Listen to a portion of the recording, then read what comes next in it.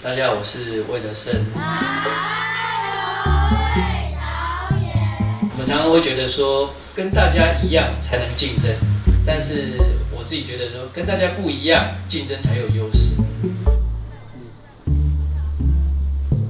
一开始我有点尴尬，我都不知道我该用什么语言跟他讲，要不然跟我讲阿美语，要不然跟我讲英文。但是这种环境我觉得蛮有趣的。我一直在偷听那个小孩子私下在讲小声的话，到底他们是有没有偷偷讲中文这样？没有还是讲一些我听不懂的。老头目带着他传统的技艺来教孩子们，从认识那个刀具工具，然后到他们要做编织手工的那些东西的那些小动作，任何一个动作全部都是母语教学，然后孩子都听得懂，哇，蛮厉害的。我是觉得，我看到他们的学习是快乐的，快乐不代表没有学习哦，快乐才叫做学习到心里面。不快乐，你只是学到你的头脑，并没有学到心里，那个是完全不一样的教学。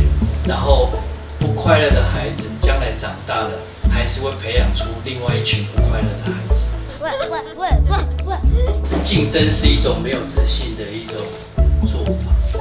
为什么要跟你竞争？因为我自己不够好，所以我要赢过你，我才能证明自己好。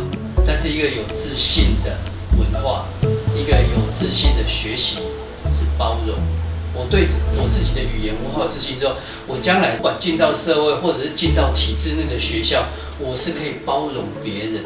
我不需要跟你竞争啊，我干嘛跟你竞争？我包容你的文化，我包容你的思考，我包容你的想法，我欣赏你，而不是压制你。我们不应该再用竞争的思考来讲教育。有那么多的老师，有那么多有心的家长们，愿意把自己的孩子送来这个地方，让他们成为最美好的那个种子。你看这些种子如果撒到世界去，那会开出什么样的花？卖商品很容易，卖梦很难。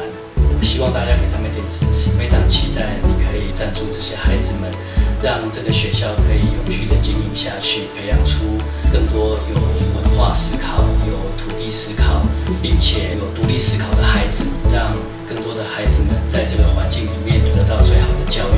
目的不是不要让语言流失而已，而是怎么从语言里面去找到自己文化的自信，然后从这个自信里面去往世界去，或者是把世界带进来。